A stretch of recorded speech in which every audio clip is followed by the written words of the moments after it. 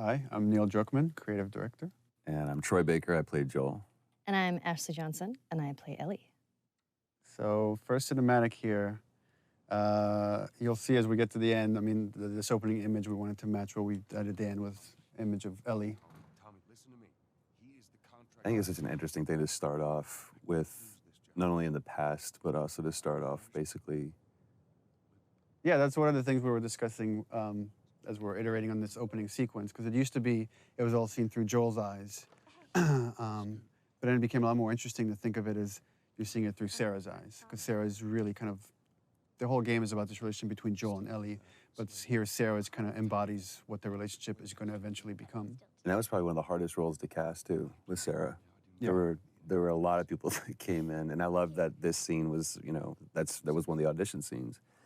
And it was so amazing when Hannah came in that it just, I mean, what you're seeing right now, that was the chemistry. And she was amazing. It's like, kind of like a younger Dakota Fanning. Just, there's an old soul behind those eyes. Yeah, and she could turn it on and off between each take. Yeah, it was crazy. Yeah, she was crazy. She's amazing. It's always a little awkward, right? You have a 12-year-old someone on the set, and you're doing this pretty dark stuff. Especially with the way that we work, too. All right, let's hold off on some of the jokes today, guys. Good. You started helping out with the mortgage then. Yeah, you wish. And this piece of music, actually, we were struggling to find which piece to play here. And then Gustavo wrote this thing for the VGAs just to play before we showed the trailer, and right away I heard it, I was like, that's got to go in the opening. This is the theme, kind of like the relationship between Joel and his daughter that later becomes the theme between Joel and Ellie.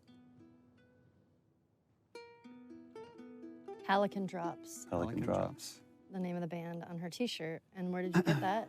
My daughter came up with that. My 2.5-year-old daughter named one of her dolls that. And we're searching for a name for a band. I'm like, I got a name for a band. So this is going to be the first time that I've ever seen this scene. This was one specifically that I really didn't want to once we did it. And when we first talked about doing this in the very, very beginning, I knew this scene was going to come. And it was, I told you, I was like, give me a heads up when this day comes, because it's not going to be a good one. Well, the thing with this scene, it's a super difficult scene to shoot. The first time we shot it, we did like at least 15 takes or something crazy like that. And then we thought we had it in the can. And Well, I thought, well, no, we all thought. We thought we came back to work and we started putting it in. And for me, there was just something that was, I felt like we could convey the same amount of emotion with less. Yeah.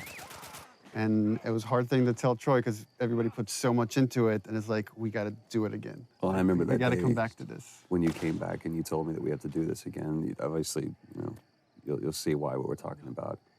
But this is the defining moment for Joel. This is where he draws that line in the sand, where he has few moral lines left to cross. I'm so amazed with how well Hannah did, and Yeah, I mean, it was difficult to watch just on the mocap stage. And we actually had people, after a few takes, leave the set. They're like, I can't watch this anymore, and they just took off. But from a story standpoint, it's so important to show just what the violence does and how it like rips apart this family. well, then especially a lot of times in video games, you see blatant violence, but when you personify it and you put it on a face, especially that young face, and you see the devastation that just one life lost can do.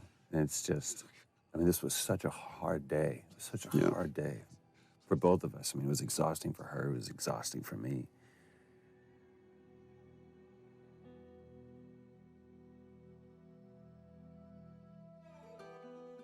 So the opening credits, the thing with the opening, initially we didn't want to do opening credits, didn't even have the idea for this, but the jump felt too sudden to go from Sarah dying to then 20 years later. And making up. We found that when people watch it in succession, they're not paying attention when we start introducing Tess in the world because they're still recovering from Sarah dying. So we're like, okay, well, let's have this opening sequence that can kind of help bridge the gap. And just had the idea of just seeing this time-lapse video of fungus growing, because so much of the disease and the outbreak is based on this cordyceps fungus that's spread through spores. So we contacted a group at Sony San Diego who did this whole opening sequence for us, and they actually got these fungal kits where they grew fungus like in their bathrooms and filmed this over like days to produce this thing.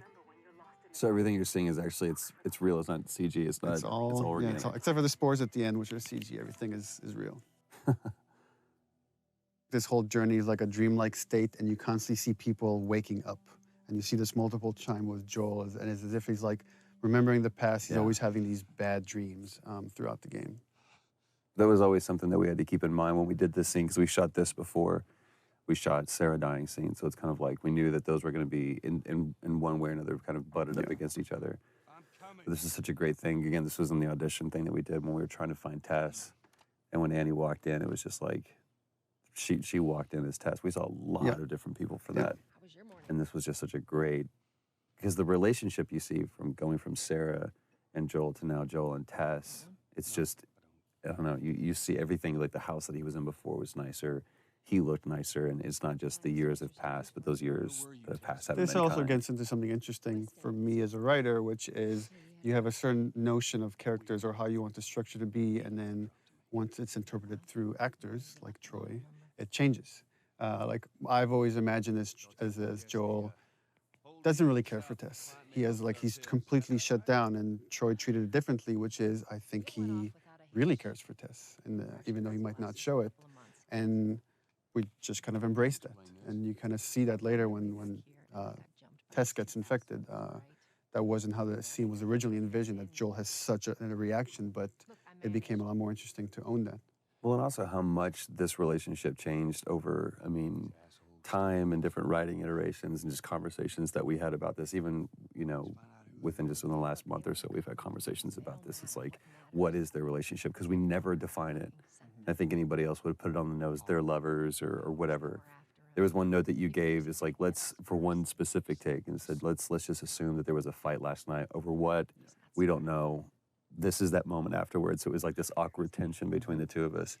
But there's no like loving embrace. There's no kiss that Joel and Tess have. It's just such an interesting relationship. And the challenge was to try to, how much can we convey just through nonverbal interaction? Right. Our first torture scene. And it's with the lovely Robin Atkin Downs, which I was just joking and saying that it's not a Naughty Dog game if Robin isn't getting the shit kicked out of him. He's been in every game since Uncharted 1. We just put him through the ringer on this one. Poor guy.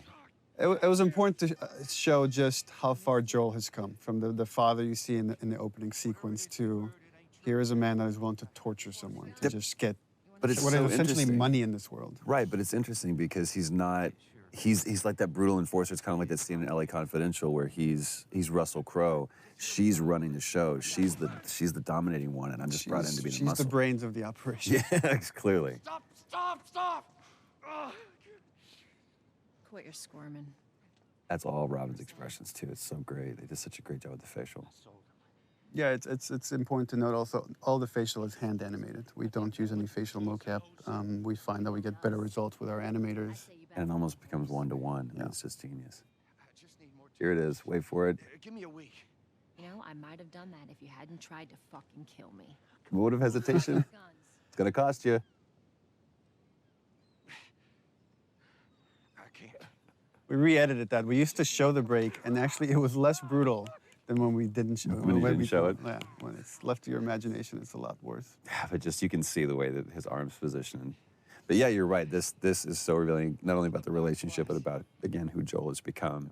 To go from a father who just cares about, keeping his nose down and keeping the job and playing by the rules, to being a guy who could just literally break some guy's arm over guns. It's just crazy. Come on.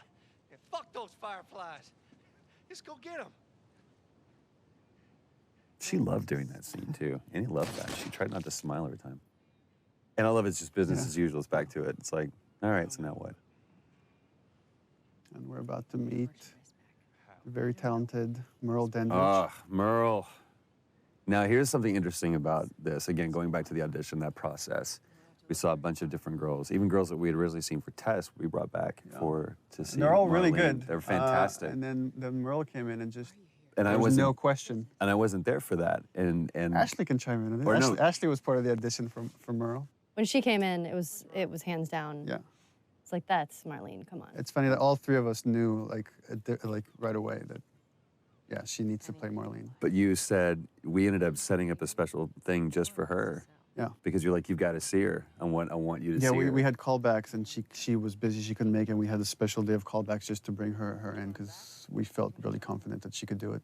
'Cause I felt like she was the only one who didn't play it all either super tough. Or street, yeah. Yeah, she kind of had. Yeah, the she perfect really straddled that combination. line. It was so great. But we did that first scene in the audition, literally first take, first scene. And she exits. It's at the very end of the game, and she turns around, she exits, and I turned around, look at Neil. I was like, I just mouthed, "Are you kidding me?" It's like, and I mouthed, "I told you so." Yeah, she did such a great job. This is another kind of thing that I think is interesting that's happening in video games, where we see two really strong women characters, female characters that aren't being over sexualized. They're just strong women. Here we go. Ellie's introduction. Yep. And this stuff is all shot out of sequence. So it's I don't know, maybe you guys can talk about the process of how you get into that state. I'm trying to remember that. I just really like the fact that the first time you see Ellie, you see her knife first. Right. I just think that's You see that kind she's of a awesome. fighter. Yeah. I forgot that was the first time that you saw Ellie. That was the first scene. That just from the get-go, she's fighting. Yeah, and it's not just she's fighting because she really cares for Marlene. That was kind of Yeah. the crux of this, is that you see these two characters really care for one another. And I love in such a short time you see between Marlene and Ellie, there's this connection that's so Right. important because that has to carry through to the end of the game when Marlene shows up again. Well, even like just the positioning of the two people. I mean, it's Joel and Tess versus Ellie and Marlene. And just like, it's so interesting watching, right, Joel here doesn't even make eye contact with her. He doesn't even acknowledge her existence. Right. She's not crossing to that part of town. I want Joel to watch over her. Whoa, I don't think that's the best Ellie. Our first fight. Here we go. Bullshit! I was close with his brother Tommy. Said if I was ever in a jam, I could rely on him. Was that before or after he left? Just reminding the player, like this guy you saw in the beginning, Joel's brother, he's changed too, and he's been involved. Yeah. Just get hints of, There's a falling out between the two of them. And it's just as you go on, you're starting to fill in that 20-year gap. Just cargo, Joel. No more talking. Which is pretty true to your writing too, because I'm like, so what happened here? It's always, what do you think? What do you think happened there? Because I have no idea. 'Cause I don't have the time to write it. Don't take long. And you, stay close. For Joel, right, that's a hint. It's like, I don't want to be around this kid, Right. right? Because some subconscious part of him knows I could get hurt here. What does Joel do? Time for bed. Takes a nap. I'm tired. What are you doing? Killing time. I do really like this scene. Well, what am I supposed to do? I am sure you will figure that out. It's a great moment. It's another one of those moments too where it's like, it just feels like Joel is just always exhausted. Like this world is just bearing down on him. But I love that moment too, where she points out the watch, where we get to establish that watch that. Yeah, and that's Sarah something we gave me. didn't have in the beginning. That's actually something we inserted after the fact. Not for this scene, but there's another scene where we have that. But I also love, like you said, the kind of the juxtaposition between Joel and Ellie, to where Joel's just, like you said, weary and exhausted, and you have this total opposite, almost antithetical thing of like this naivete and this childlike behavior that's wanting to explore. And it here shows up in this. she's talking about having bad dreams, like the idea that they are both carrying this baggage with them. And it's how they first connect. Look how dark it is. Can't be any worse out there. Can it? What on earth do the Fireflies want with you? Hey. Sorry it took so long. Soldiers fucking everywhere. How's Marlene? What a great moment. He finally addresses her, finally connects on that level, and that moment's interrupted. Well, it's also the first time kind of Ellie, if you think about it, opens up to him. She's saying, I'm scared, right? That was the subtext of Yeah, that question. that's true. Don't do anything stupid. Move. Turn around, on your knees. It's such an interesting thing that we're like 2 hours into the game, and we're still the enemy if there is one, or just other humans, just other people that are on other sides of the law, but there's no infected, there's no clickers, there's no anything. Look the other way. It'll make this worth your while. Shut up.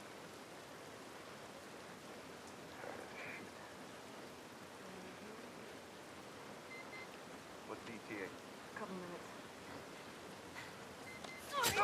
Love the attention to detail, the rain falling off their faces. And she's the one that strikes out first. Then it's interesting how Joel instinctively, when a gun is pointed at Ellie, he acts. Yeah. Again, there's something subconscious that he feels like he has to protect this girl. And he doesn't realize it yet. Here it is.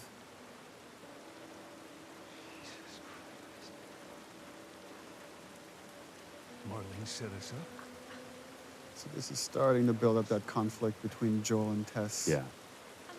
And this is something we struggled in the story for a long time, is like, how do we motivate this guy that shouldn't really want to do this mission? How do we get him to take on this mission to carry Ellie across the country? And it was through Tess. So if we get Tess to really buy into this thing, and then we, Tess gets infected, then she can convince Joel to take this on. At least initially, at least until we can spend long enough time with Ellie so they can connect. Yeah. And then it becomes about something else. I'll also say, Ashley, when we were doing this, the way that you conveyed fear, because that's a very scary situation that you're in, because you felt like your back was against the wall. This is where we really, this is where we can show you the difference between Joel and Tess. Yeah, because you're starting to see Tess really kind of buy into this, and you see some hope. Well, the thing I like about your performance here is you really get the sense of the conversation she's had with Marlene and the struggles she's been going through the past 3 weeks. She said that they have their own little quarantine zone with doctors there still trying to find a cure. That's where you see just deep inside how much Tess is desperate for any kind of redemption.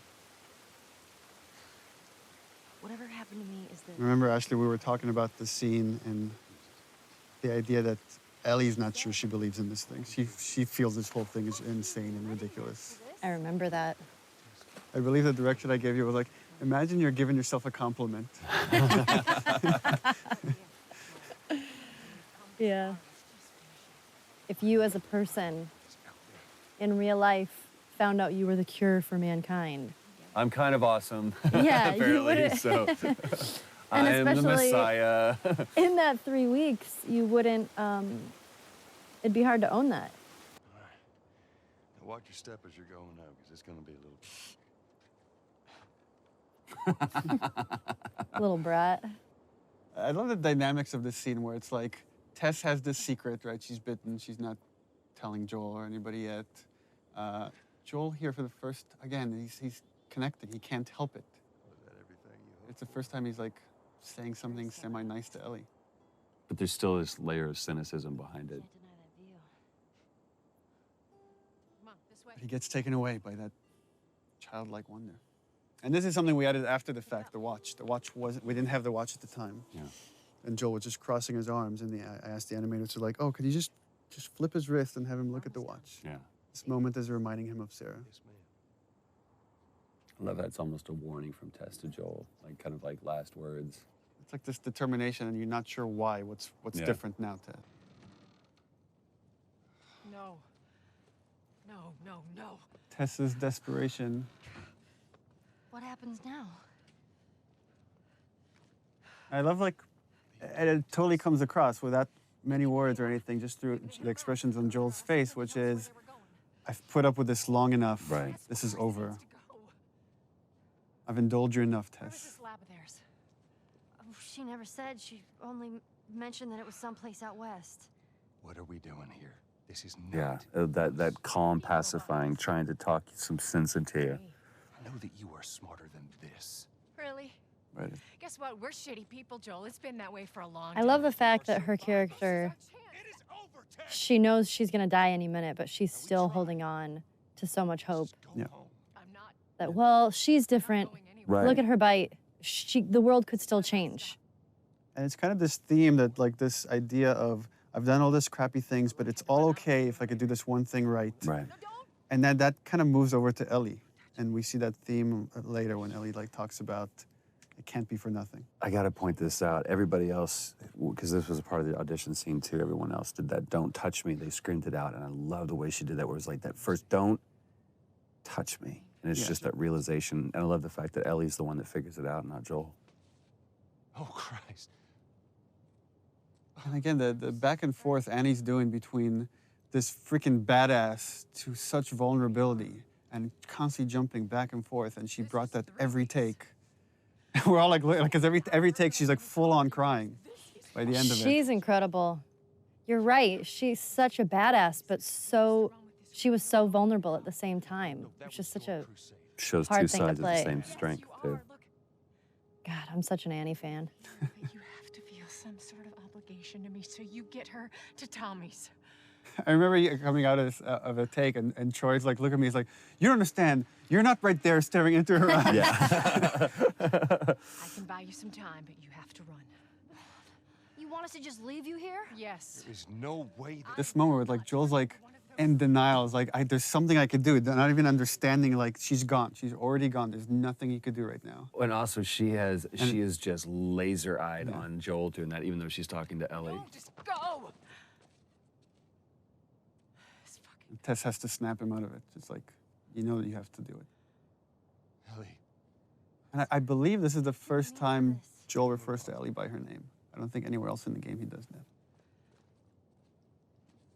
Beforehand. And again, it was important to stay. We stay with Tess, just showing. Here's her emotions finally coming through when Joel is gone. Like I don't remember if we talked about this, but Ellie has just this clearly a problem with authority, where somebody's telling her what to do. Yeah, for sure. I think that also I have a problem with authority. So that came out a little bit in Ellie. Tess. I don't even know what Here's how this thing's gonna play out. You don't bring up Tess. Yeah, that's so. Joel knows what he needs to do to survive, which is just let go. Needs to let go fast of these things, or they will kill you. Don't tell anybody about your condition. They That's think you're great. crazy little I love that he refers to And lastly, you to do that as her Condition. what I say. You can very acknowledge. Just We're he's still trying to search for the term for it. You being the whole cure for humanity thing. Good. I love that he Close says good, enough. but the subtext is clearly like, all right, good enough. Yeah. That's all I'm gonna get out of this kid. Good chance he could get us a car. Okay. Let's get a move on.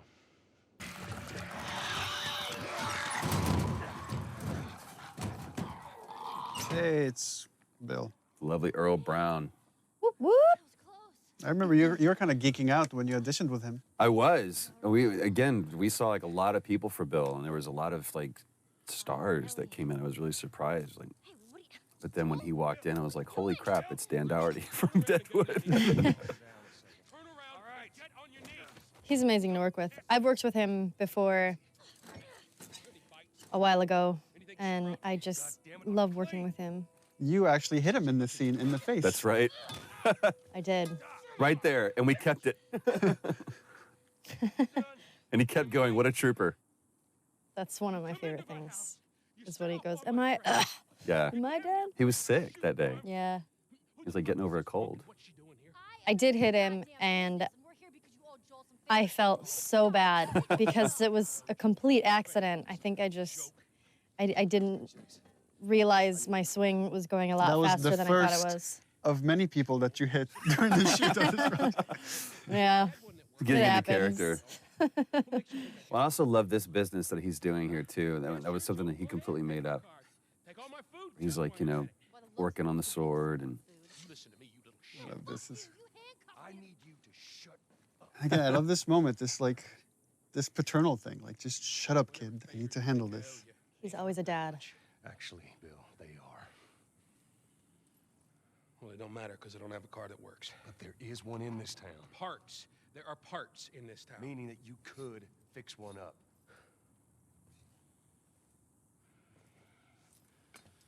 All right.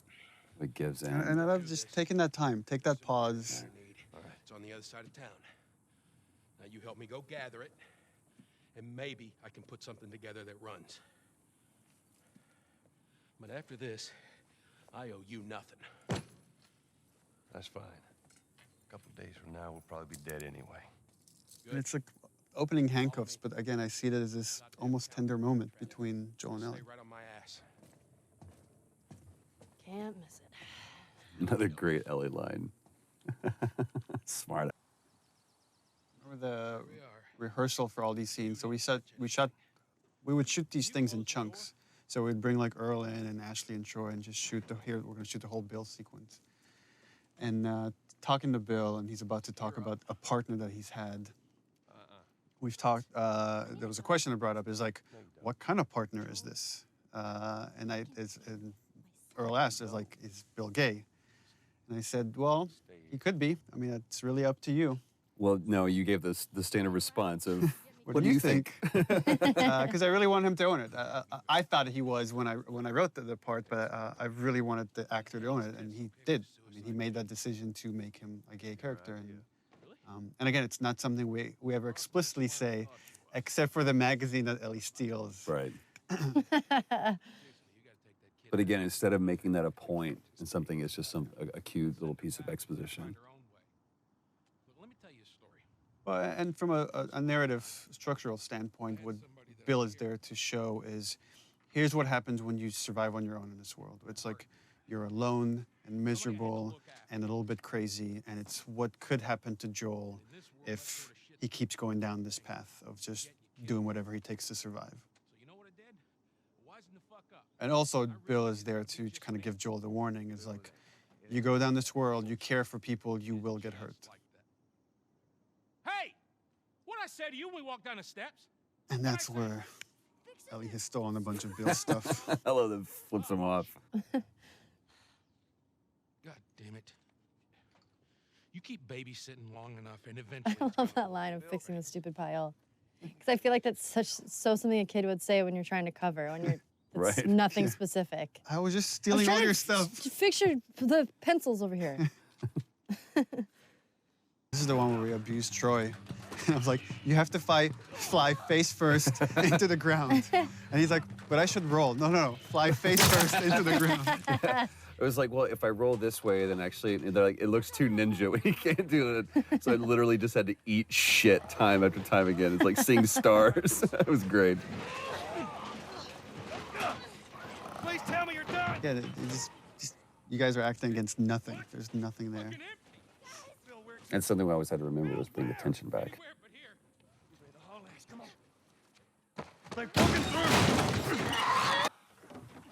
Left to that, he closes a glass door like that's gonna do much. Yeah, right. So that worked out well. Oh, the thing I love here is that, well, that Bill constantly brings up Tess, not knowing that Right. Tess is dead because Joel doesn't want to talk about it. Right. But here it gets to Joel. And this is something that you guys actually just improvised. That wasn't in the script, this big fight that happens here. It was much more low-key in the script. Yeah, once he brings up Tess, that was something we kind of keyed in on. Jesus. What, you know this guy or something? Frank. Who the hell's Frank? He was my partner. They're both kind of lying to each other. If you think about the previous scene, right? He mentioned this partner, but almost like, I didn't care about him, I let him go, and you realize that's not the truth at all. He Right. really cared for this guy, and this guy probably left him. Right. Yeah. He's got I love how clinical he is about this. here. With that look on his face says everything. Well, that turn too that Earl did with, he realizes Joel's looking at him and he's being vulnerable right now, and he puts the mask back on. Yeah. And I remember like seeing that moment from Earl, I was like, yeah, we cast the right guy.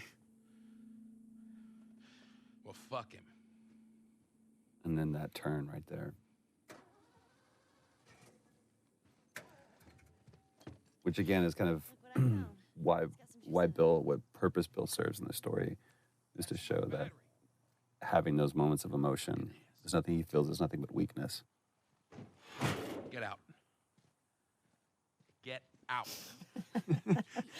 I love it. That relationship between the two of you I was love so it. good.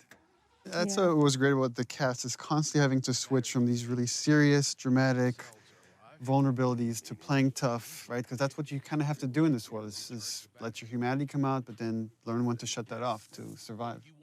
And also, you're seeing it's very subtle here, but you're starting to see this change in Joel, where he's given Ellie more and more responsibility. He's trusting her instead of just saying, "Stay out of my way." He's like, Right. "I need your help."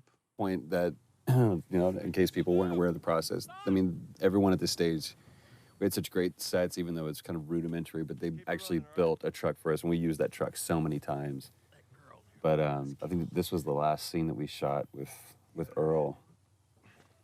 Yeah, and rehearsal, that I would try to give you guys as much of concept art and videos that we had, Right. so you can imagine the space, because you have nothing there to act off of except each other. That's right. You guys have each other. It's true. And I love this exchange between Bill and Joel too, because you know it's Joel trying to kind of apologize for an awkward situation and trying to show some sensitivity to him, and Bill just completely glosses over it. The thing with Joel that I kind of admire, like, he can't come up with the right words. He can never come up with the right words. I was like, it's like a half sentence. He's like, so, yeah. And Bill kind of finishes that for him, but it's Which really helps my writing. This theme comes in here because to show Joel's now alone with Ellie, but the relationship has changed. This is starting to become that theme we heard in the beginning with Sarah. Now we're getting into the first scene we ever shot, and this is your guys' edition right here. yeah. Yeah, this was the first audition scene when I came in, when I read for you guys, along with another scene that I don't know if it's in the game or it It's not in probably the game. changed a little It's bit. like the scene with the Walkman. Yeah, the scene with the Walkman. There's a Yeah. scene. There was the scene kind of like it, but it's pretty different. Back at Bill's. I mean, all this stuff was just lying there. What else did you get? Well, and I especially love this because especially at this point we had no idea who Bill really was. That is actually before my... How many times did we come back to this scene? Like at God, least 3 times. Yeah, at least 3 times. I love what she says. I was like, hey, you know who this is? And the different versions of songs that we ran through with this too is great. I'm sure your friend will be missing this tonight. That's like- the guy on the cover is John Sweeney, one of our concept artists. That's awesome. Is the centerfold also his penis? We should have that unlockable. You could see what she's looking at. Yeah. Get your subscription to Bearskin Magazine today. I'm just fucking with you. And the awkwardness of that moment. But it's also such a great moment of levity between the two of them. I don't know, that's kind of a way of her complimenting him or trying to bond with him. Yeah. And it's something I was very conscious of when like writing this stuff. It was like, this is making me uncomfortable here on the page. I have to leave it as is. Yeah. That's your litmus test. Yeah. I love that. Not even tired. Cut to passed out. This is the first scene because it was part of that reveal trailer. It's the first scene that I ever saw put together fully, and I was just absolutely blown away how good it looked. It was the first time I'd actually seen, real flesh and bone put on Joel and Ellie. And the yawn we added after the fact. I remember Yeah. that. Because we were like, she doesn't have a yawn. She should have a yawn when she wakes up. And then you were yawning on the set, and we're all yawning because it's contagious. I know, just watching that, I just yawned. I tried to be quiet about it. I love that this moment of silence and kind of peacefulness is broken up by this. Joel knows this trick. He knows it because he's done this before. Right. Poor John Bentley. And I love, again, how that music is playing not as a score, but coming from the car. It's just great. I believe that was Ruben that we hit and Yeah, had that him was fly, Ruben. fly off the truck like that. This was also the first really dramatic scene we shot, and it became kind of the touchstone for how the characters should look when they're really pushed. It's so interesting when she's, again, it's this moment of vulnerability when she says, I feel sick, and Joel's Again, being very didactic and pushing her away. Goddamn kid. She stands up for herself. This is the first time she stood up for herself. How about, hey, Ellie, I know it wasn't easy, but it was either him or me. And I love that Thank you line, for saving my ass. you know, it's either him or me. Anything like that Come for back me, to Joel? that. And he can't do it. He can't admit that she saved his life. Lead the way. In the story, the first time Joel really is trusting Ellie and seeing her as pretty much an equal to him. He has to rely on her to survive in this world. This is survive one of the this journey. first cinematics that we saw too, and we just Yeah. it's still one of our favorites. We keep coming back to it and laughing because I love this exchange between the two of them. What about me? You stay here. This is so stupid. We'd have more of a fucking chance if you let me help. I am. You seem to know your way around a gun. You reckon you can handle that? Well, I sort of shot a rifle before. He's like, shit, rats, that's it? Fuck. BBs. I love that line. Oh shit! Here's what we gotta work with. We usually avoid these kind of cameras that rotate around something that are trying to do too much, but it felt like this moment kind of needed it. Yeah, I love It's it. a weird parent-kid moment. Yeah. As soon as you fire, He's teaching her how to shoot to I'm gonna kill. Get another round in there quick. Listen to me. If I get into trouble, There's a really nice, every when I watched like Ellie's performance, this balance between she's trying to be a hard ass, but you could see in her eyes she's kind of terrified of the situation. Yeah. But even in this, there's almost a little bit of excitement there too. Either whether it's about the reality of her killing isn't real, or if it's just I have an opportunity to make Joel proud.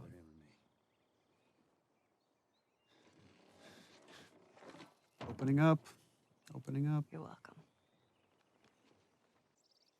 Such an interesting look on your face here, because it's almost like I did good, but then you feel horrified by it. So interesting. It's like, even though Ellie's used to killing, used to seeing this stuff in this world, it was still important to show this is having an effect on her. Right. And you're going to see that kind of carry throughout the game. Well, it also kind of carries over into this moment as well too, because I realized what I just put her through. I love the way that, you know, we took that away from her. It's like almost gingerly. It's like, give me that. It's like, you can't really compliment it because... Right. You did just what good. you Yeah, had- there's no yeah. pat on the back. about something But then I turn around and I give her this, and it's like a little more you yours. said, there's a sadness to it. Yeah. It's sad that in this world, these are the things that you have to bond over. Like, here's your gun. And that's the reward. Yeah. But that knot of understanding is great. Brandon and Najee. There you go. Yep.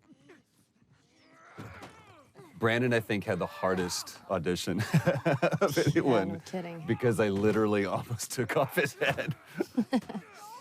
Not in this scene, not punching him. That fortunately was done by Ruben Langdon, who can punch way better than I can.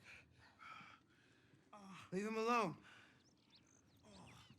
And Najee, too, when he came in red for Sam, that had that... It's all right. They're not the bad guys. Lower the... Just this kid that's kind of terrified to live in this world. Yeah. Man, you hit hard. Yeah, well, I was trying to kill you. And these two characters are really showing... They're kind of a mirror of Joel and Ellie's relationship.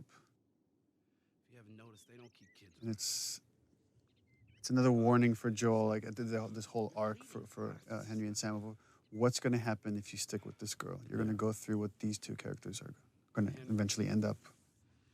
I do like that Sam is a character that Name was Joel. seems genuinely scared, because a lot of the other characters We don't know that. can tend to be a little bit more badassy, Right.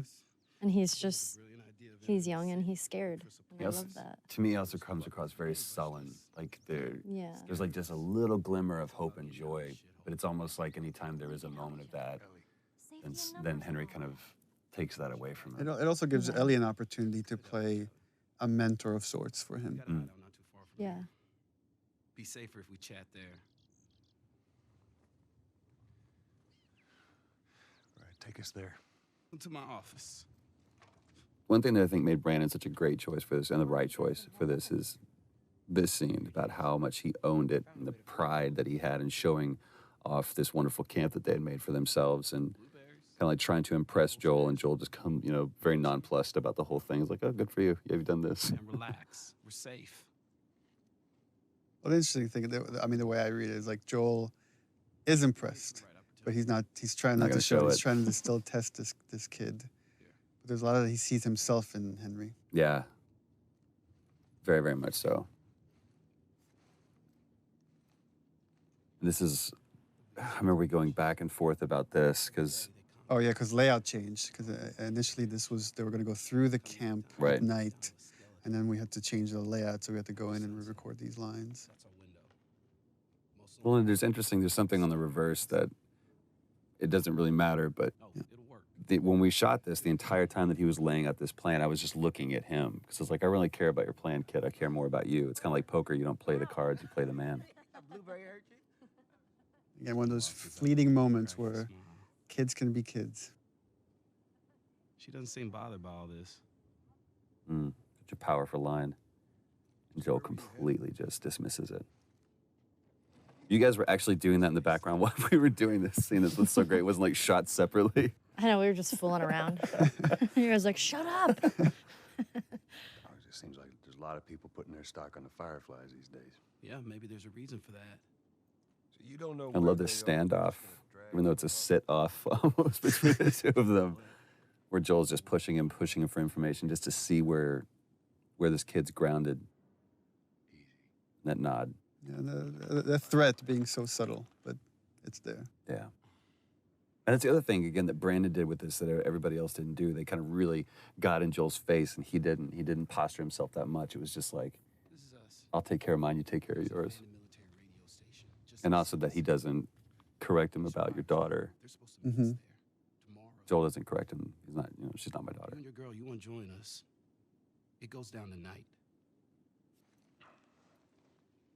I guess we best rest up then. And I guess that's the most Joel's going to give him. Yeah.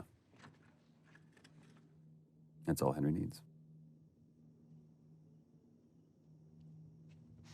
Joel sleeping again. These were my favorite scenes where I just got to sleep.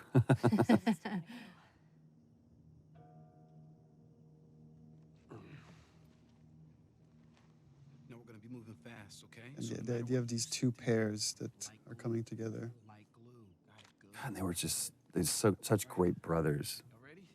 Brandon and Najee did such a great job together.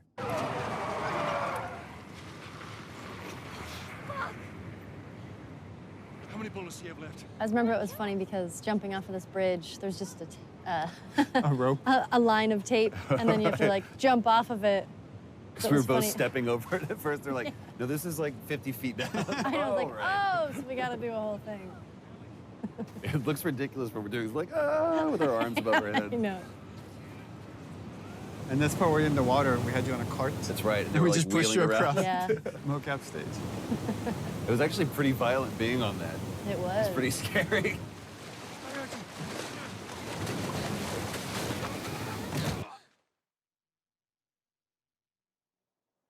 This was part of the audition scene that Brandon did that really just kind of helped us realize we had the right Henry. He's awake. Hey, you. Back to the salesman. It's like, hey, buddy, everything's okay. I Everything's know. all right. I really like that about his character, that he's kind of a salesman. You know, Sam's the one who spotted you. You guys are taking quite a bit of water. What's wrong? Henry! Get back, son! Hey. He's pissed, but he's not gonna do anything. You sure about that? Stop! He's confident. He knows he can calm you down, but he needs Sam to stay out of the way. Right, just in case. Yeah. Chance of making it, and you did. Coming back for you meant putting him at risk. Stay back. I think there's already the change there. Joel knows it's true. Yeah. Joel wouldn't have come back for him. I saved you. And even when we were shooting this too, I mean, that's you really get into that moment, and every time that I felt that hand on my shoulder, it's almost like that Hulk moment where you realize, oh, I felt bad for letting you see that part of me, because so far I really haven't, in these moments, let that demon out. I've done what I've had to do, but this is just cold-blooded murder I'm about to do. The thing with Henry, which Brandon really brought to it, which is making light of everything for Sam. Everything is done for Sam. Right. I think he really is intimidated. He is scared in the situation, but he's making light of it so Sam isn't as scared as he is. Because the second that Sam sees that he's scared, Sam will be scared. Silver lining kid. Gonna be really happy you didn't kill me. It's the longest short cinematic scene. in the game. I had to fit that in there. Quit this place from this, since we had it Right. in the first trailer. I can't quit you. I remember when we first, the very, very beginning of this, when we like did the first table read through this and everything, and we talked about, I asked if there was going to be a moment of just a light shining through in this darkness, and you talked about this scene, and at that point it was just really kind of just real easy brushstrokes of what it was going to be, and it really came into fruition and became this Well, all the characters here have their guard down. It's kind of unique because usually somebody's lying or somebody's hiding something. Right. And here's like everybody has their guard down. They're just talking about motorcycles. You two deserve a little privacy. And you were really giving too on this. We spent a lot of time on this, and there was this one scene where you just kind of let me ramble about, you know, to where we really feel like we're coming midway into a conversation. I don't remember what was said, but it was just this cool moment. But you went more into the details of like with Tommy and where you went and the states and all that stuff. I think that really helped kind of make this, the following takes much more natural. Right, without all the rest of that stuff, the preamble being there. But I love the turn that he gives right here. It's like the kids have gone to bed now, and we can just talk like adults. Worst part about it all. Animation and lighting, right? If you don't capture these looks in the eyes, this scene doesn't work. Right. The thing that I love about this is that he's set up a little office for himself, kind of like what Henry did. You know, it's this, I'm being official, trying to be a grown-up. He's still a kid, and we see it in this moment. I really enjoyed working with Brandon and Najee. Just having them on set was so much fun. They're such Najee good especially, dudes. like Najee's a trip. hilarious. we're doing this crazy scene and we like cut and then he's like just starting dancing or Yeah. singing whatever, you know, YouTube hot song at the moment. Yeah. You know, song bombing us all day. They were so much fun. I just adore them too.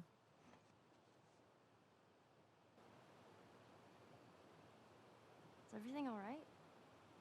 You got an opportunity to put so much of you into Ellie. That's just because I can't write, so I just listen to Ashley talk and then like, oh, that's a good line. Have a good night. That's giving me way too much credit. How is it that you're never scared?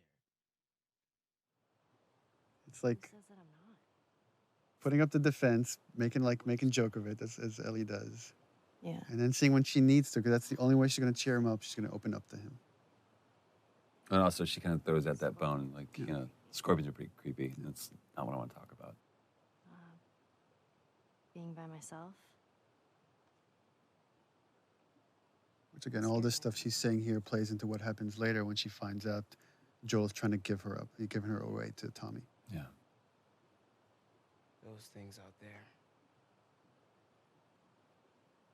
What if the And it's people kind of the who same live thing we're seeing with Tess, What if they're trapped to in where your she mind and was, control their body? again, she knows what's going on, he knows what's going on, but it's looking externally for some kind of either comfort or hope or answer or something. First of all, we're a team now. And then they just We're gonna help always each come other up out. empty. Second, I guess one thing I'm just thinking about now, which is all the stuff Sam is going through because he's bitten, is probably the stuff Ellie went through when she was first bitten, because she thought she was going to turn.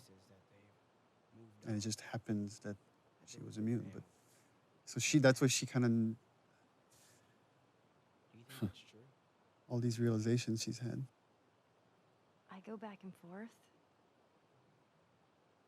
I mean, I'd like to believe it.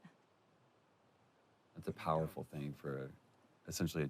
It's kind of kid to sad because say. that's not what Sam wants to hear. He Right. wants to Yeah. hear that it's all going to be all right. Right. But she doesn't realize that's what No, he did. death is terrible. It's a horrible, painful process, and you're all alone. You know. I almost forgot. There. If he doesn't know about it, he can't take it away. All right.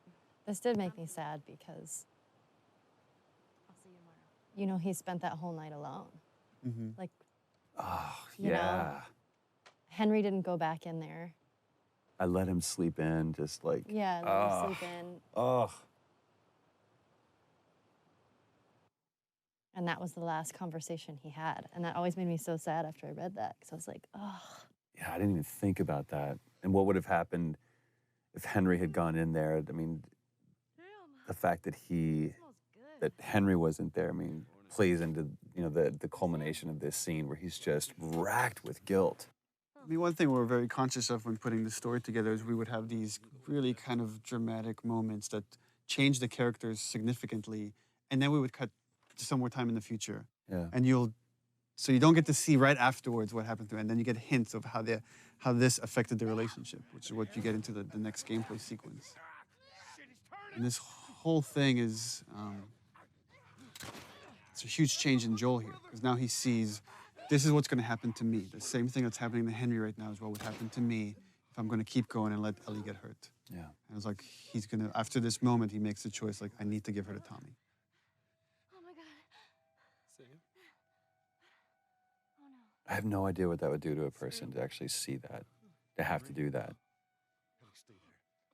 Yeah, I remember talking with Brandon about this when he's saying it's all your fault. He's not talking to Joel, he's talking to himself. Yeah. Okay, easy. Yeah, the thing that's cool with this piece, Gustavo's music, is that you're carrying that weight. You're carrying the weight of that emotion of everything just happened onto the next scene, which even though there might... I own that shirt. I'm pretty I still sure think we should sell off our mocap suits for charity. Unwashed. Jeffrey Pierce, The lady says. Ashley Scott. Sorry, Ashley Hart. Oh, yes. Ashley Hart. She was married. We didn't know the place was occupied. We're just trying to make our way through. Through to where? They're all right. But you know these people? Know him. He's my The goddamn brother. chemistry was so good between The two of you them. and Jeffrey. It was amazing how well, and I mean, Jeffrey's just a few years older than me, but it was interesting playing the older brother to him. And yeah, we felt like brothers immediately. It was crazy. Oh, well, Jeffrey came, I mean, we almost cast Jeffrey Yeah. as Joel.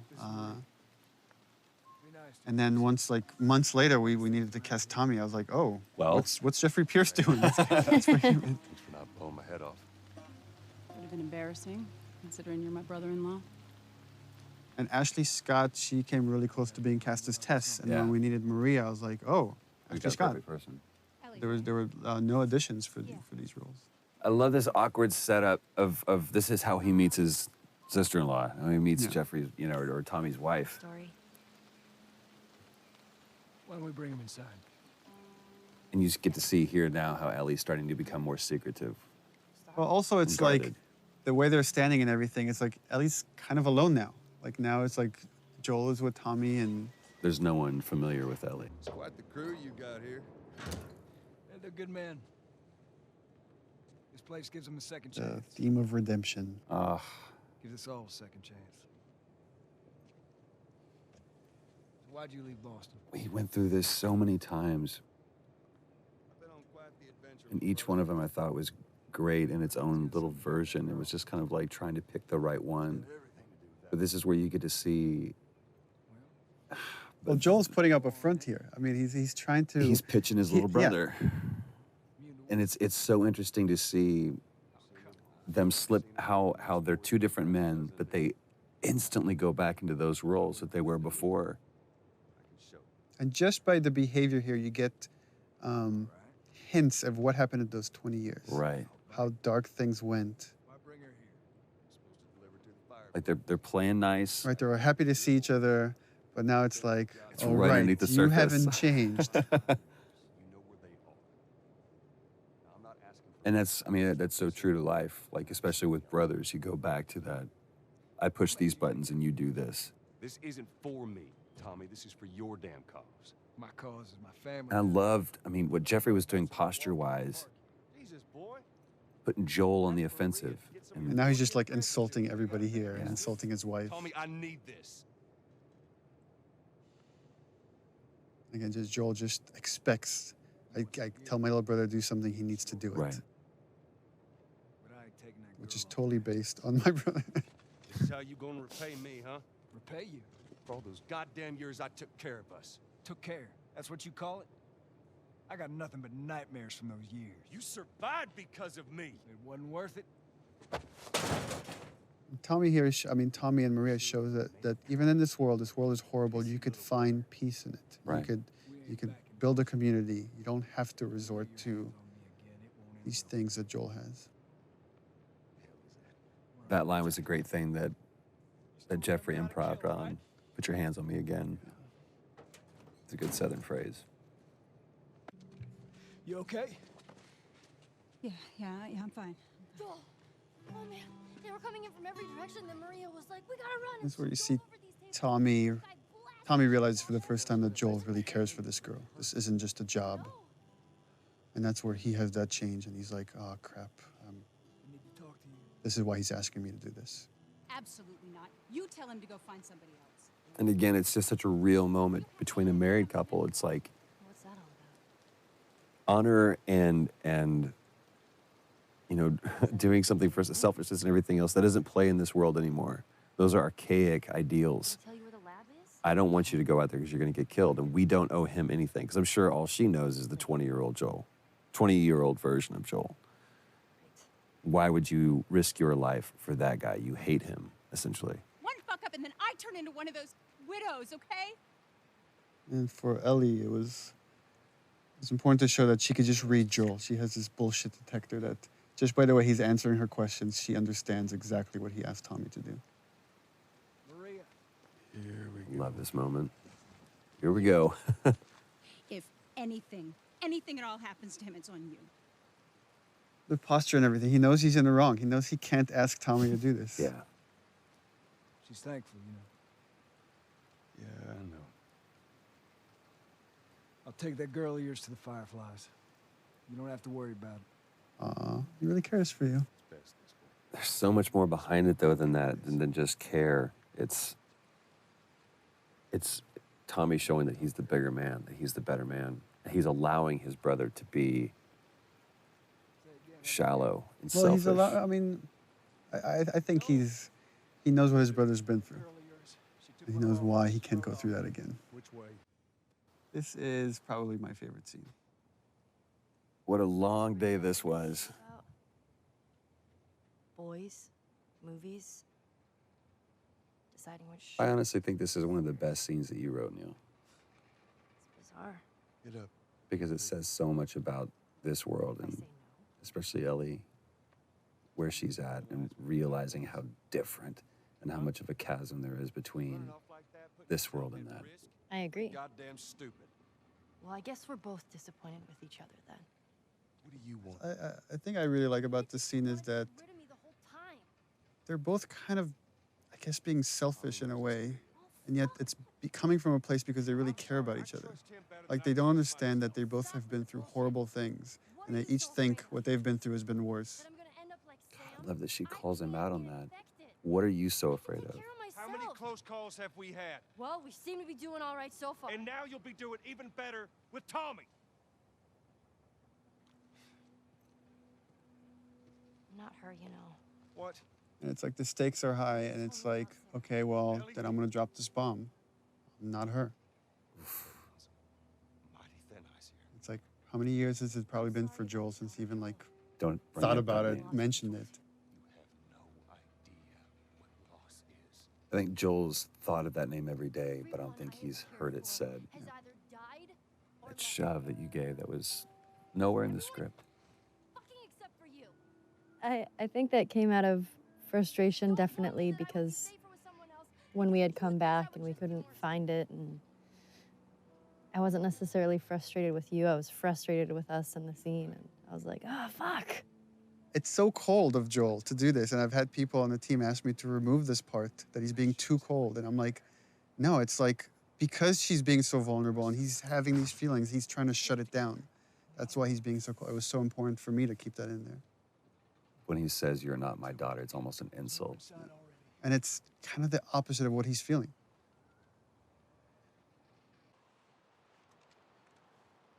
This scene was such a great opportunity to show even just like all these mini arcs with characters. You know, we don't have a lot of time, and we're not gonna, we can only tell Joel and Ellie's story. We can't go into such detail with Bill and Tommy and Tess and Marlene. But you get this great resolution between these brothers because you get the full arc of it in just a short amount of time.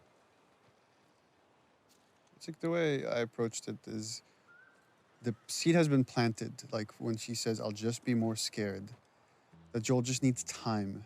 And in time, he will change his mind. because he doesn't want any, deep down he doesn't want anything that will hurt Ellie. So over there, the idea is just this little horse riding montages. That change is brewing. And Gustavo's music doesn't hurt. What's so great about how this plays out is there's really nothing happening but just this passage of time. That used to be a level that you played through. And just during production cuts, we changed it. So it actually worked out better. It just became this idyllic idea that you never fully reach. You just see it from the outside. Where is this lab of theirs? It's all the way out, University of Eastern Colorado.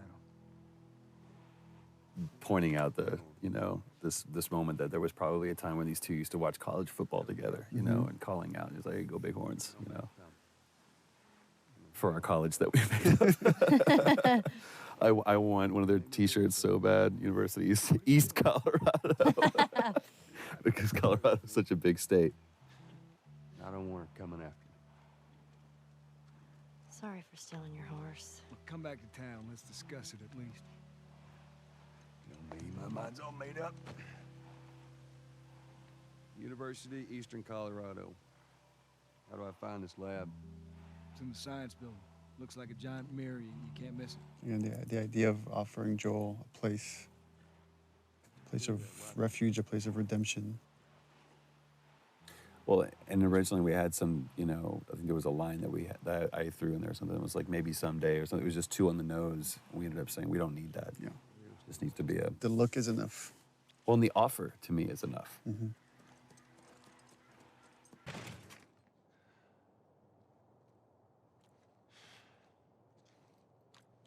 We're about to hear Steve Bloom. Lovely Steve. Silk-throated Steve Bloom. They're looking for the fireflies. They've all left. Yeah, no shit. I'm dead. Or I will be soon. Got me What a macabre scene, though. I love that Ellie's just kind of thumbing through things. She's pretty frustrated with not having found the fireflies, not knowing where to go. Man, I love Steve Bloom's voice. He makes me want to clear my throat. Trying to save the world. It's mean. Good luck with that. Do you know where that is? I know the city. Is it far? Again, this is where we really start kind of getting the sense of how Joel and Ellie are just chasing their tail. There's, chasing a phantom. For me, is what I wanted from this is not to overplay it, not to have Ellie cry or scream or. Joel. There's probably a lot of panic that happened between this moment and the next. Well, and what Not a great line too. You got to tell me what to do. When almost the entire game she said, "Don't tell me what to do." And here is where we've been lying to everybody when we've been saying you don't play as Ellie. That's right. Yeah. Asked point blank. Do you play as Ellie? No. Nope. I know. In this moment, a lot of this project and the story has been constructed around this moment, which is where the roles flip, where now it's Ellie that has to protect Joel and essentially bring him back to life. Bye-bye, Bunny. It's a pretty cool reveal too. To pan up. And there's Ellie as the hunter. What we wanted here is also is you don't know exactly what happened to Joel, what's the state, how much time has passed. Poor buddy. But the way that she's doing that, you can see that she's been doing this for a while. You'll just startle it. Remember how tired your arms got holding that bow stretched? That bow, it was so heavy. And I remember that I was shaking and I was like, hey guys, this is really heavy. There's David. Nolan North. Nolan North, ladies and gentlemen. Ruben Langdon is James. Ruben Langdon, ladies and gentlemen. Sorry.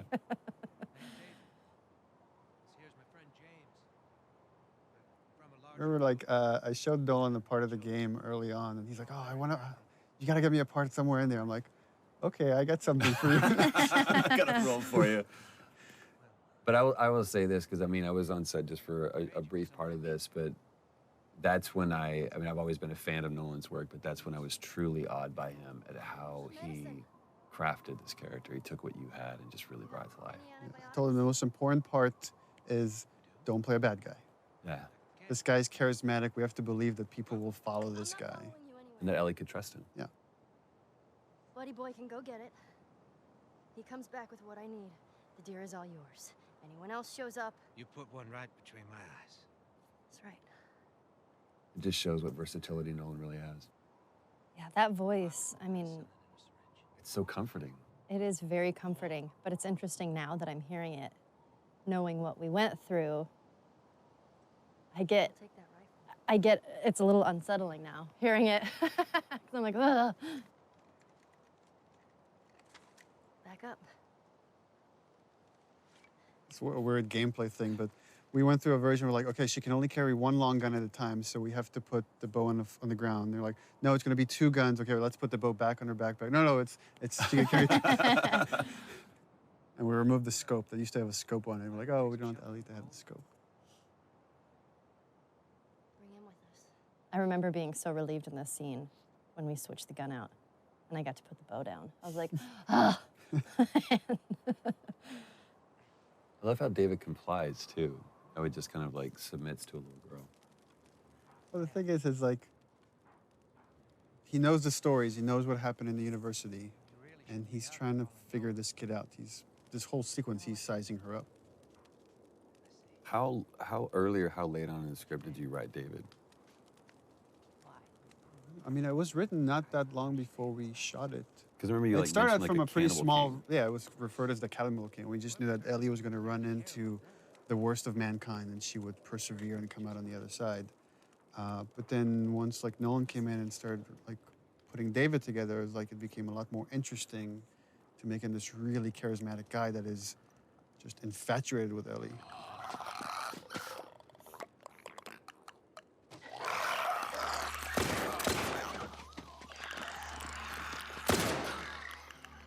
Like now when things get real, you see who kind of glimpses of who he really is. Because there is that moment in that other scene where he makes it seem like, okay, you're in control, but she never was. Yeah. Had some practice. Well, you handled yourself pretty nice back there. What's cool about David and the conversation I had with Nolan about him is that he's trying to win Ellie over by being honest with her. And here's the part where he's like, I feel like she's ready. I'm going to kind of reveal myself. And I think like I could still get her to come around. Now, you see, I believe that everything happens for a reason. Sure. The other interesting thing, thematically, that's everything happens for a reason is the same thing that Marlene really believes. That everything happens like it's something she repeats to Joel at the end. But you're kind of seeing how all these characters are just, how much they're willing to go for what they believe in. When you talked about like being surprised by your own writing, was that a moment like that, or was that something that you had intentionally done to where those characters were going to? No, I think it's just something you think about, and there's a theme that just kind of sticks around in the project, and then characters end up talking about that stuff because you're thinking about it all the time. Traveling with a little girl. You see, everything happens for a reason. Again, another one of those moments where you think Ellie's got control. Don't get upset. It's not your fault. Yeah, and then James there. I'm just a kid. I love that. James, lower the gun. No way, David. I'm not gonna let her go. It was such a small role, but I really like what Ruben added there. And that the dynamics between James and David, how there's conflict between these two characters, but there's still respect, and he's still listening to David, even though he's questioning his leadership right there. That's not your concern. Part of me, the way I read that was every time James looked at David, it was like, who the fuck are you right now? What are you doing? Yeah. Like, he was putting on a show and he saw it. Oh, thanks. To me, it's interesting how David almost treats Ellie like quarry. Like, you know, you're a sport. Yeah. Again, Ellie having this kind of bullshit detector. You see her scared here because I think she realizes there's something really wrong with these guys. I don't know what. I just need to get away.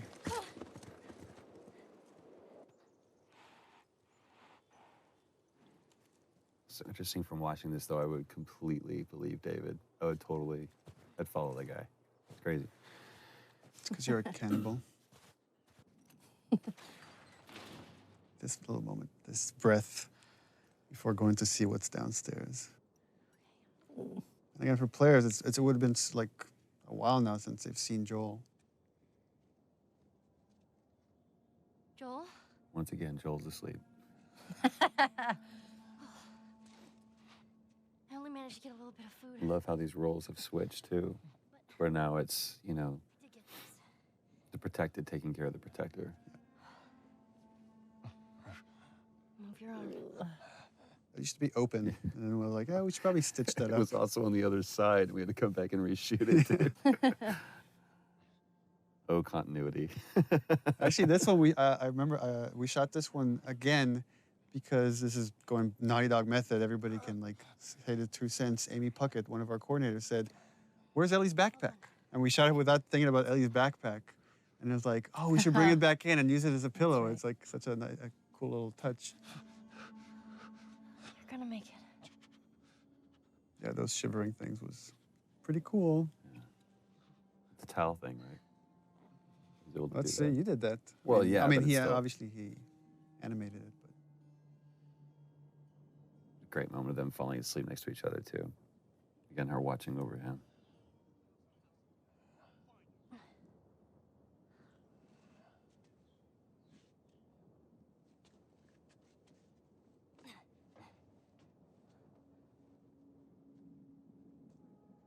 To me, you really get a sense of the oppressiveness of the world with all the introduction with all of these different kinds of enemies. It's like you feel like you're fighting this multi-front battle. It's not just these are the bad guys, and it's so clear. yeah, and just how much Ellie's now willing to put herself on the line to just get them away from Joel.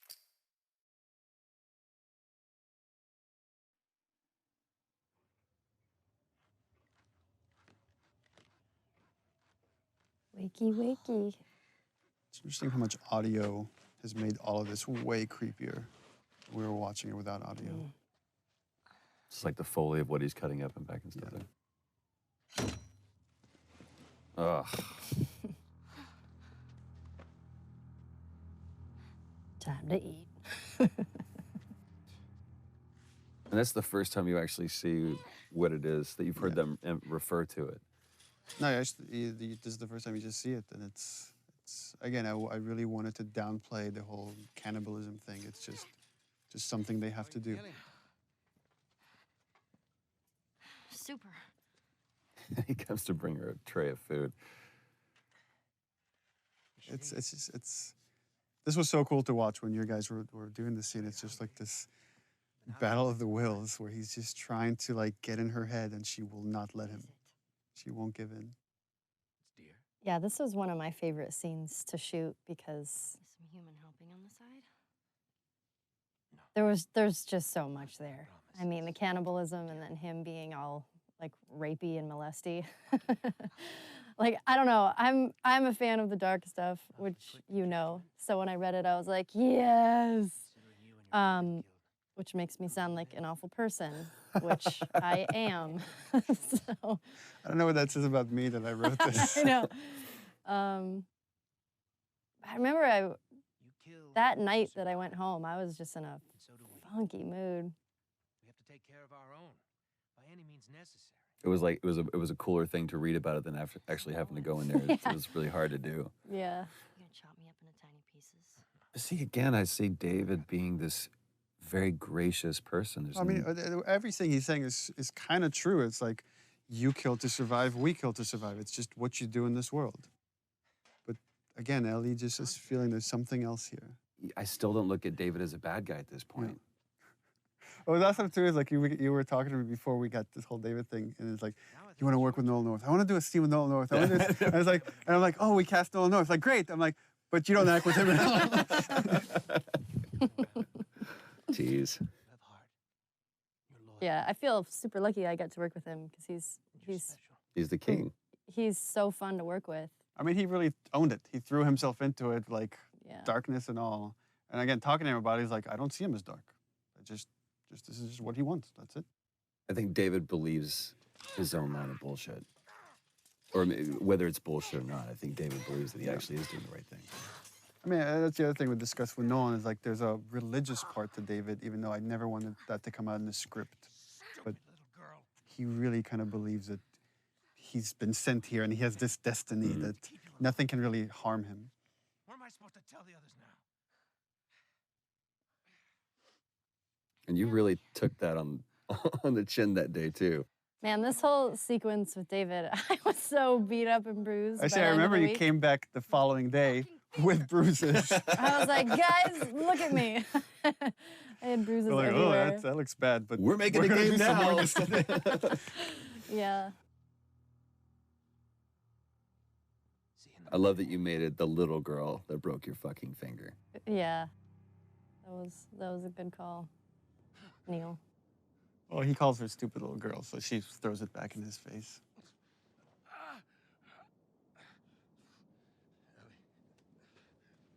I also like that she gives him her name under her conditions, which is, I'm going to give it to you, but I'm going to insult you. Right. I also like the fact that Ellie is still so strong that even though she's in that cage, she's still kind of in control.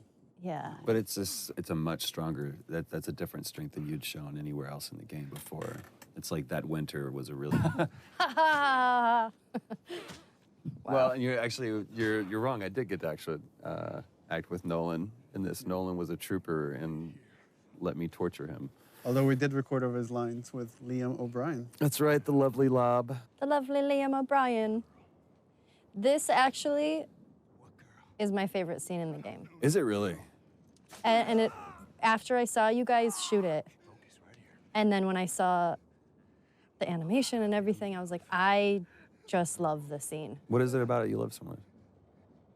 I love that Joel is just quietly violent. And that you pop off the guy's This is his kneecap. job, right? This is what he's good at. Yeah.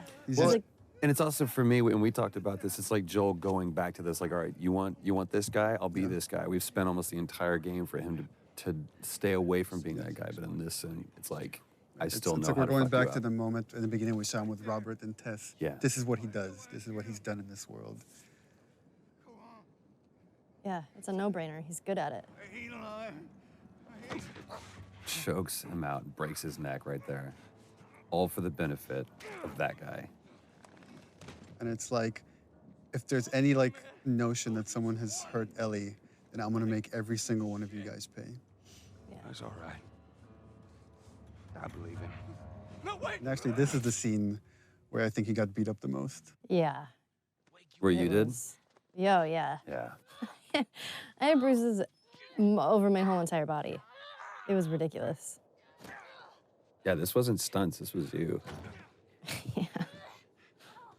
I warned you. The thing that I love about this scene is how much Ellie's using her brains and her physicality, like everything to like get out of this situation. Right there. Roll up my sleeve. Look at it! I'll play along.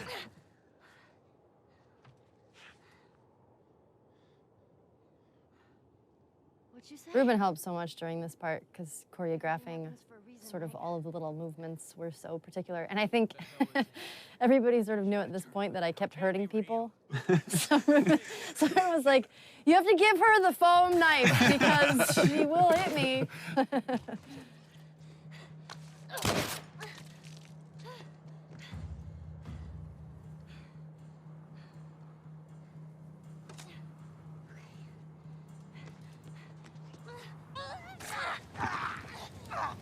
You were beating the shit out of that foam pad. I don't know what you were channeling.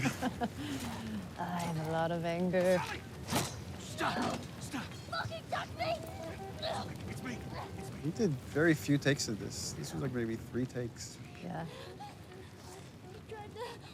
I just felt like so intense with each one. It was like, yeah, we got it. That's enough. It's the first time that, you know, Ellie and Joel, like, embraces that physical contact. And it's such a great choice, I think, for you to, the dialogue wasn't important. Yeah, it was just a gesture. So it was like, just let the music take over. And it's the same theme from when, you know, his daughter dies. This was the scene where you got the most emotional. You almost cried in this scene. Oh, that's right.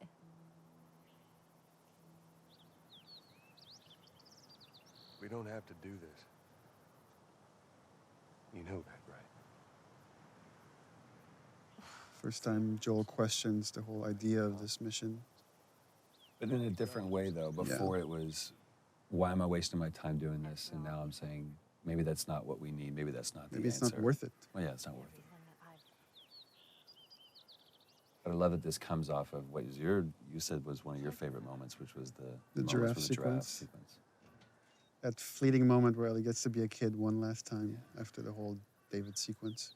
And how you even played that visually with, you just kind of catch the very last end of the giraffes moving there. So here we go.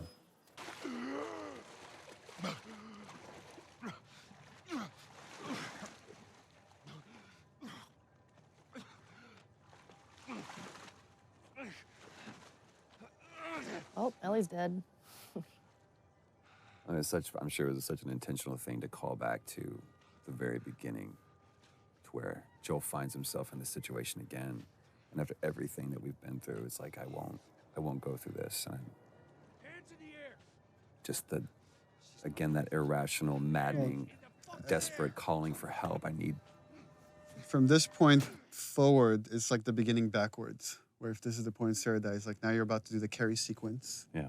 Then you like play as Ellie walking, like viewing Joel from the outside, and then you end on the shot with Ellie. So it's like the beginning reversed. Sorry about that. They didn't know who Let me see Marlene again. Ellie? She's all right. They brought her back. The discussions I had with Merle about this scene is, again, her desperation to find someone that will understand, that will empathize with her decision to kill Ellie to save humanity. And she's hoping she could get that out of Joel because he's the only other person that has cared for Ellie the way she has. And she can't get that out of him. I just think it was such a great way to bookend, to kind of start and begin with Marlene. And it's so great that they were able to capture just the strength that she has, even when she was sitting in that chair. Yeah. And again, she's completely empathetic, even though she's supposed to be antagonistic. It's a very similar line to what David says. You don't have to worry about her anymore. We'll take care of her. I worry. Just let me see her, please. You can't. She's being prepped. This is one I've always seen Joel in the most parental role. Surgery. The doctors tell me the cordyceps, the growth inside her, has somehow mutated. It's why she's immune. Once they remove it, they'll be able to reverse engineer a vaccine. Yeah, her performance here was just stellar. So flawless. It does. I remember talking with the music guys that were putting a lot of Gustavo's music in. And the first few passes were, there was this dark music that was playing here once Marlene reveals that Ellie's gonna die. And I was like, we can't play Marlene as bad because she's not bad. She's not. I mean, she's trying to save everybody. And if anything, I told him, was like, you can go dark with Joel. Because again, when Ellie's life is on the line, Ellie's in danger, he lets himself slip back into the murderer, the killer, however you want to view it. It's so interesting. I wonder how many players, like, especially in this moment right here, how many sided with Marlene and how many think that Joel was actually the wrong ones. Like, dude, listen to what she's saying. At the same time, this is the theme of the game for me right here. Is as a father, you will kill everybody else to save your kid, and that has always been kind of the through line for me. Is Joel's willing to go to the end of the line, meaning sacrifice humanity to save Ellie. Again, Robin Atkin Downs. Guess what's going to happen to him?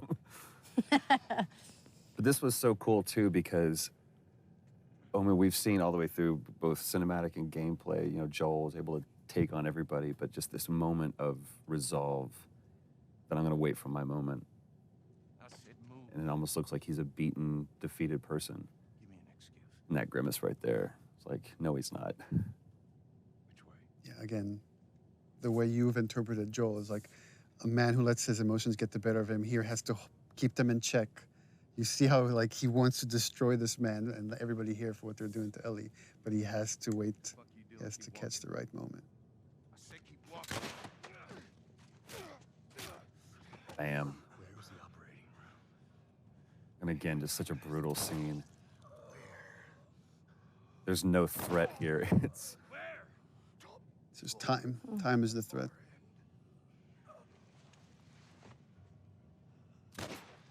Now I'll let you die.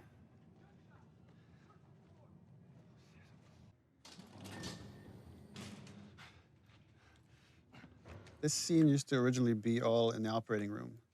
And Joel wasn't carrying Ellie. He killed Marlene and the doctors in the operating room. And then Peter Field, designer, just kept bugging me. He's like, I feel like we have to play this part. It's, you know, you have to carry Ellie out yourself. You can't just be like hinted at. And we ended up switching the whole structure of this thing. He was right. It was like it worked way better. That was another one of those moments where we're like, we're done, we've got it. No, we don't. As a cinematic, it was. I thought it was perfect. But as a bigger part of the game, it was weaker than letting you play through some of it.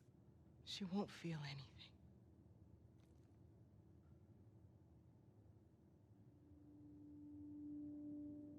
Again, the only hesitation Joel has is that this is what Ellie wants.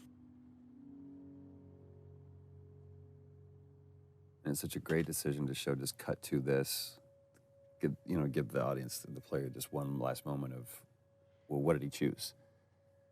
Just to sit in that decision. It was also important to show the lie against the reality because the lie has so much weight here at the end.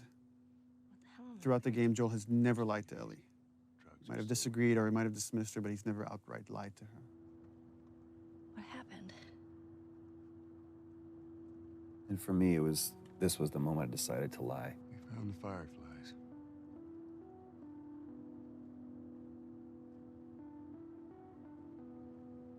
Turns out there's a whole lot more like you, Ellie.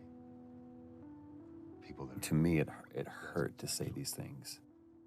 ain't done a damn bit of good neither. Because once Ellie started believing that I actually had something, that I was someone, you're basically telling Ellie, you're not special, you're not important, and everything you've done was for nothing. I'm taking this home. Yeah, in the first few versions of the scenes, there was like Ellie had all these questions like, what happened? Why? Who was there? Why would they let you take me out with the gown still on? And it just was better if she said nothing and she just turned her back to him. And again, just to show how far Joel's willing to go to remove any threat for Ellie. I mean, we had talked about this before where, you know, she obviously has that bullshit detector. Mm-hmm. And I just felt like I knew you were lying. You know, I feel like Ellie knows you're lying.